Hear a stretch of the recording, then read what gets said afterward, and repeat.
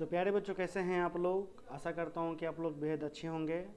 12th crash course आपका प्रारंभ हो चुका है। जो बच्चे इस वर्ष बिहार बोर्ड से कक्षा 12वीं की परीक्षा देने के लिए जा रहे हैं, उन बच्चों के लिए 12th आर्ट्स का क्रैश कोर्स प्रारंभ हो चुका है। क्रैश कोर्स का फ़ी मात्र 1000 रुपये है। ठीक है। क्रैश कोर्स गैस क्वेश्चन के अकॉर्डिंग तैयारी कराया नहीं जाएगा। गैस क्वेश्चन टकराने का 100% गारंटी लिया जाएगा, जिसमें MVVI, VVI और इम्पोर्टेड क्वेश्चन देखने को मिलेगा। यदि आप सिर्फ MVVI ही कर लेते हैं तो आपको निश्चित तौर पे 70% मार्क्स आ ही जाएगा। ठीक है। तो प्यारे बच्चों, कोर्स को ज्वाइन करने के लिए आप हमें कॉल कर सकते हैं। हमारा नंबर है 70 61 50 45 52। ठीक है। तो आज का विषय है हमारा हिंदी विषय है। हिंदी का यह हमारा प्रथम वीडियो है क्रैश कोर्स के अंतर्गत। आज हम आप सभी को वस्तुनिष्ठ प्रश्न को समझाएंगे। ठीक है। प्यारे बच्चों, जो हमारा वस्तुनिष्ठ प्रश्न है इसे मैंने सेपरेट मैंने कर दिया है। पहले हम गद्य लिए हैं, ठीक है, फिर हम पद लिए हैं। ठीक है। थोड़ा सा पेज लोडिंग होगा, समय लगेगा। हाँ, यहाँ पर पद हम लिए यानी काव्यखंड लिए। ठीक है। तो प्यारे बच्चों, जो देखिए हमारा गद्य है, कुल गधों की संख्या कितनी है? 13, यानी 1 से लेकर के 13 तक आपको गद्य आपको दिया गया है। अब इसमें देखिएगा जो गद्य है, जैसे मान के चलिए बातचीत। ठीक है। अब गद्य को जो भी व्यक्ति लिखेगा वो क्या कहलाएगा? वो लेखक कहलाएगा। जैसे बातचीत को किसने लिखा? बालकृष्ण भट्ट। तो बालकृष्ण भट्ट क्या कहलाएं? तो बालकृष्ण भट्ट आपको लेखक कहलाएं। ठीक है।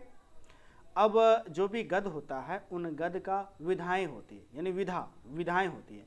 विधाएं क्या क्या हो सकता है? विधाएं निबंध हो सकता है, भाषण हो सकता है, एकांकी हो सकता है, कहानी हो सकता है, ठीक है, संभाषण हो सकता है।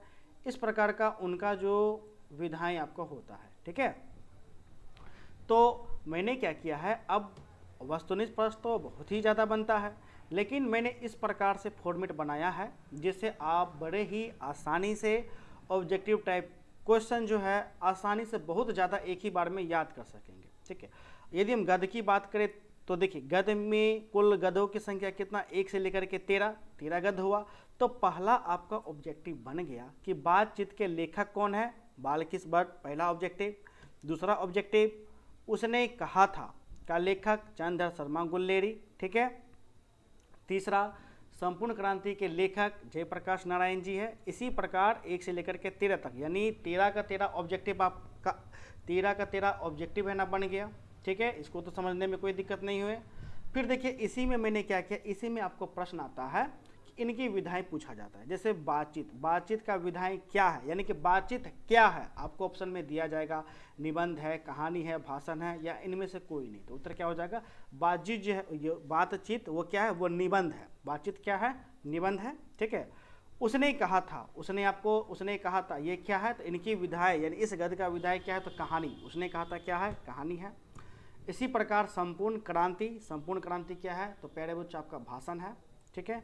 इसी प्रकार अर्धनारीश्वर क्या है? निबंध है। इसी प्रकार रोज क्या है? आपका कहानी है। ठीक है। तो मैंने 13 गद्य का विधाएं भी मैंने दे रखा है। आप आसानी से विधाएं को याद कर आप लीजिएगा। ठीक है। अब देखिए, यदि विधाएं आपसे याद नहीं हो पाती है तो इसके लिए मैंने एक ट्रिक भी दे रखा है। वो ट्रिक क्या है? वो ट्रिक यह है। ठीक है। अब देखिए, वो ट्रिक है, नारी की बात सदा गीत और लेख से बंधा हुआ है। क्या है? बंधा हुआ है। नारी का मतलब अर्धनारीश्वर। ठीक है। बात का मतलब बातचीत। ठीक है। गीत का मतलब परगीत और समाज। ठीक है, परगीत और समाज। और लेख का मतलब एक लेख और एक पत्र। ठीक है, एक लेख का मतलब एक लेख और एक पत्र से बंधा है। से बंधा का मतलब क्या? यहाँ बंधा का मतलब निबंध है। क्या है? निबंध है। अर्थात अर्धनारी मतलब अर्धनारीश्वर क्या है? निबंध है। बातचीत, ये भी क्या है? बात से बातचीत, ये भी क्या है? निबंध है। सदा से ओ सदा नीरा, ये भी क्या है? निबंध है। गीत से यानी परगीत और समाज, ये भी क्या है? निबंध है। लेख यानी एक लेख और एक पत्र, ये भी क्या है? निबंध है। तो कितना हो गया? तो आपको बस यह लाइन याद करना है, नारी की बात सदा गीत और लेख से बंधा हुआ है। यानी कि बंधा हुआ है मतलब क्या? निबंध है। यानी नारी मतलब अर्धनारीश्वर। हम देखते हैं अर्धनारीश्वर, देखिए अर्धनारीश्वर क्या है? निबंध है। ठीक है। उसके बाद देखिए की बात, बात मतलब बातचीत, यहाँ भी देखिए बातचीत, ये भी मेरा क्या है, निबंध है, पकड़ा गया। उसके बाद देखिए सदा, सदा मतलब ओ सदा नीरा, गंडक नदी ओ सदा नीरा, ये भी क्या है, निबंध है, ठीक है। उसके बाद गीत, यानी गीत का मतलब परगीत और समाज, ये भी क्या है, निबंध है, ठीक है। एक लेख और एक पत्र, एक पत्र पत्र है, जबकि एक लेख क्या है, निबंध है। एक लेख और एक पत्र, इसलिए मैंने पत्र दे रखा है निबंध, यानी एक लेख आपका क्या है, निबंध है, ठीक है। से बंधा है मतलब क्या है, निबंध, यानी इतना सारा निबंध है। यानी 13 गद्य में निबंध की संख्या कितनी, 1 2 3 4 5, यानी 5 आपका क्या हो गया, निबंध हो गया। अब ये पांचों तो आपको बड़े ही आसानी से याद देना हो गया, ठीक है। अब दूसरा लाइन आपको ये भी याद करना है, उसने रोज तिरछी नजरों से कहा, ठीक है। उसने रोज तिरछी नजरों से कहा, कहा का मतलब यहाँ क्या, तो कहानी, कहा का मतलब कहानी। अब देखिए उसने का मतलब क्या, उसने कहा था, आपने पढ़ा होगा, उसने कहा था। रोज का मतलब क्या, रोज, मालती का कहानी है, 3 बज गए 4 बज गए, ठीक है। तिरीच, ठीक है, तिरीच नजरों से कहा, क्या कहा, कहा अर्थात कहा का मतलब कहानी, अर्थात उसने कहा, ये भी कहानी, रोज ये भी कहानी, तिरीच ये भी कहानी, ठीक है। तो उसने रोज तिरछी नजरों से कहा, क्या कहा कि नारी की बात सदा गीत और लेख से बंधा हुआ है, ठीक है। अब देखिए उसने कहा था, हम देखते हैं क्या, उसने कहा था कहानी है कि नहीं है, बिल्कुल सही है। और रोज, रोज देखते हैं क्या है, मेरा रोज, ये भी मेरा क्या है, कहानी है। फिर उसके बाद तिरीच यानी तिरछी, यानी तिरीच, तिरीच कहाँ गया, तिरीच ये भी क्या है, कहानी, यानी ये तीनों का तीनों मेरा क्या हो गया, कहानी। तो कहानी कुल मिला करके कितना आ गया, 3, यानी कि 13 में से 8 तो आपको इसी प्रकार से याद हो गया कि कौन निबंध है और कौन कहानी है, ठीक है। ये तो बहुत ही आसानी से याद आपको न हो गया।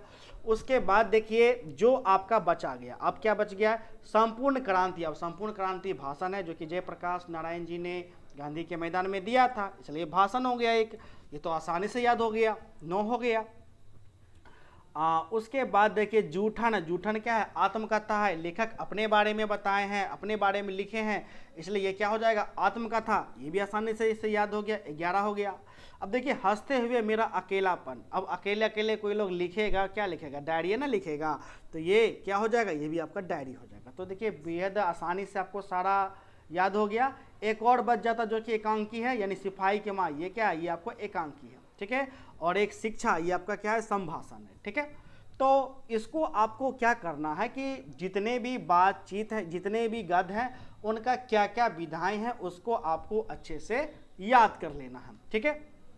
तो देखिए आपका 13 ऑब्जेक्टिव इधर बन गया, ठीक है, 13 ऑब्जेक्टिव इधर, यानी कि 13 13 13 का 13, 13 दूना 26 ऑब्जेक्टिव आसानी से बन गया कि नहीं बन गया, बेहद ही आसानी से बन गया। जैसे देखिए बातचीत के लेखक कौन, बालकृष्ण भट्ट एक प्रकार का, दूसरा बातचीत क्या है, निबंध, या बातचीत की विधाएं क्या है, निबंध, इस प्रकार से बन गया 13 दूना 26 ऑब्जेक्टिव, ठीक है। उसके बाद जितने भी लेखक हैं, सभी लेखक के बारे में, जन्म और मृत्यु के बारे में पूछा जाता है। जैसे आपसे पूछा जाएगा कि बालकृष्ण भट्ट का जन्म कब हुआ, तो कब हुआ, तो 20 जून 1844, ठीक है। बालकृष्ण भट्ट का मृत्यु कब हुआ, तो 20 जुलाई 1914 ईस्वी को हुआ। तो जितने भी लेखक हैं, सभी लेखक का जन्म आपको याद कर लेना है, सभी लेखक का मृत्यु आपको याद कर लेना है। जैसे उसने कहा था कि लेखक कौन है, चंद्रधर शर्मा, चंद्रधर शर्मा जी का जन्म कब हुआ था, तो 7 जुलाई 1883 ईस्वी को हुआ था, जबकि इनका मृत्यु 12 सितंबर 1922 ईस्वी को हुआ था, ठीक है। इसी प्रकार जयप्रकाश नारायण, ठीक है, जयप्रकाश नारायण जी का जो जन्म है वो 11 अक्टूबर 1902 को हुआ था, और जयप्रकाश नारायण जी का जो मृत्यु है वो 8 अक्टूबर 1979 ईस्वी को हुआ था, ठीक है। तो इसी प्रकार से देखिए 13 इधर 13 जन्म, ठीक है, फिर 13 मृत्यु हो गया क्या ना, तो 26 इधर 26 इधर, तो 26 कितना हो गया आप देखिए, ठीक है। बहुत ही आसानी से लगभग मेरा 45, ठीक है, लगभग 42 हो गया, 42 मेरा ऑब्जेक्टिव क्लियर हो गया बड़ी आसानी से। अब देखिए 42 ऑब्जेक्टिव हम कराते तो कितना समय लग जाता, बहुत ज़्यादा है ना, समय है ना लग जाता। इसलिए पूरा गद्य में इस प्रकार का ऑब्जेक्टिव आपको पूछा जाता है, जिसे मैंने एक फॉर्मेट में तैयार कर दिया। आपको इसी प्रकार अपने कॉपी में लिखना है और इसे बड़ी ही आसानी से याद करना है। तो ये तो मेरा गद्य रहा, ठीक है। इसके अलावा भी जन्म स्थान भी लेखक के बारे में पूछा जाता है। आप साइड से जन्म स्थान लिख आप लीजिएगा, मैंने वो छोड़ दिया, ध्यान नहीं रहा मुझे, नहीं तो मैं जन्म स्थान भी मैं लिख देता, ठीक है।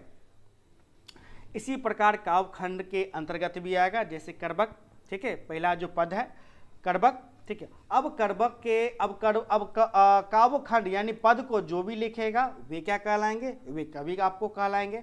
जैसे करबक, करबक को कौन लिखे, मलिक मोहम्मद जायसी, तो मलिक मोहम्मद जायसी क्या हुए, तो कवि हुए।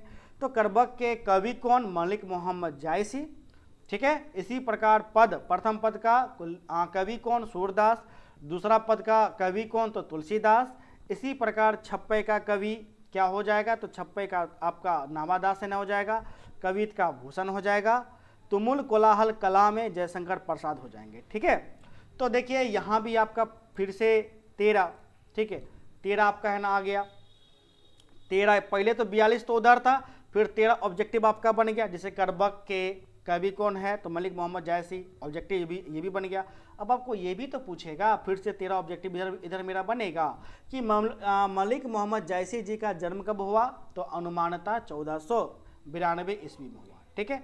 इसी प्रकार सूरदास जी का जन्म कब हुआ, ठीक है, तो 1478 में हुआ, यानी 1878 में हुआ, ठीक है। इसी प्रकार तुलसीदास का जन्म कब हुआ, तो 1543 में हुआ। इसी प्रकार नामादास का जन्म 1570 में हुआ। तो इसी प्रकार 13 ऑब्जेक्टिव आपका इधर है ना बन गया। फिर 13 भी तो इधर आपको बनेगा कि नहीं बनेगा। मलिक मोहम्मद जायसी जी का मृत्यु कब हुआ, तो अनुमानतः 1548 में हुआ। इसी प्रकार सूरदास का मृत्यु कब हुआ, तो 1583 में हुआ। इसी प्रकार तुलसीदास का मृत्यु कब हुआ, तो 1623 में हुआ, ठीक है। तो इसी प्रकार पूरा का पूरा आपको चले आएगा। आपको क्या करना है, आपको इसे रट लेना। अब देखिए ऑब्जेक्टिव 42 उधर था, 13 इधर, 13 फिर से 26 इधर, ठीक है। तो लगभग हमको लगता है कि ऑब्जेक्टिव आपको 70 ऑब्जेक्टिव क्लियर हो गया एक ही PDF में, हो गया कि नहीं हो गया। तो यदि आपने पेड कोर्स ज्वाइन कर रखा है तो यह PDF आपको चला गया होगा। यदि आपने पेड कोर्स नहीं ज्वाइन कर रखा है तो आप क्या करें, ठीक है, आप पेड कोर्स को ज्वाइन आपको करना ही पड़ जाएगा, तभी आपको PDF मिलेगा, ठीक है। हालांकि मैं इसको एक बार जो पेड कोर्स ज्वाइन नहीं कर रखे हैं मैं एक बार रीडिंग में कर देता हूँ, जिससे आप लोगों को भी फ़ायदा है ना हो सके, ठीक है। मैं थोड़ा सा मिटा करके एक बार रीडिंग कर देता हूँ, ठीक है। थोड़ा सा वेट बर्स्ट करिएगा। ये तो हालांकि मैंने बता ही चुका है, कोई भारी बात नहीं है, ठीक है। कलर चेंज कर देता हूँ ताकि थोड़ा सा आपको पता चल सके, ठीक है। तो पहला हो गया बातचीत। बातचीत के लेखक बालकृष भट्ट। बातचीत किस प्रकार का है, विधाएं, इनका विधाएं हो गया निबंध। बातचीत बालकृष भट्ट का जन्म कब हुआ, तो 20 जून 1844, मृत्यु। आप ऐसा कीजिएगा, आप इसका स्क्रीनशॉट ले लीजिए मोबाइल पर, ठीक है। मोबाइल पर आप स्क्रीनशॉट है ना ले लीजिए, आसानी से क्या हो जाएगा, आप इसे कॉपी में लिख लीजिए। क्योंकि जो मुझे समझाना था अब तो समझ ही चुके हैं, तो रीडिंग करने से कोई ज़्यादा फ़ायदा है नहीं, समय का बर्बादी ही ये ना होगा, ठीक है। स्क्रीनशॉट ले लिए हैं। अब नेक्स्ट स्क्रीनशॉट आप है ना ले लीजिए, ये भी लाइन आप स्क्रीनशॉट ले ही है ना लीजिए, ठीक है। इसे मैं मिटा देता हूँ, अच्छे से ले लीजिए, काफ़ी ज़्यादा इम्पोर्टेंट है, सहायता है ना हो जाएगा। हो गया। इसे भी आप स्क्रीनशॉट ले सकते हैं, इसे भी ले लीजिए। लेने के बाद देखिए जो भी डैश है ना, ये डैश है, यानी कि इनके मृत्यु के बारे में कोई अता पता नहीं है, इसलिए यहाँ पर डैश दिया गया है, पता है ही नहीं इसलिए मैंने छोड़ दिया, ठीक है। तो प्यारे बच्चों, आशा करता हूँ कि आपको यह वीडियो काफ़ी अच्छी लगी हो। नेक्स्ट डे हम आपको जो बुक से जो भी ऑब्जेक्टिव आपको बनता है, जैसे बातचीत में क्या क्या बनता है, ठीक है, बातचीत करने से मन कैसा हो जाता है, यानी हल्का और स्वच्छ हो जाता है, उत्तर होगा। आर्ट ऑफ कन्वर्सेशन क्या है, ठीक है, बात करने की एक कला है। इस प्रकार से जो भी आपको ऑब्जेक्टिव, ठीक है, इम्पोर्टेंट बनेगा वो मैं आपको नेक्स्ट डे बता दूंगा। तब तक के लिए धन्यवाद, बाय, जय हिंद।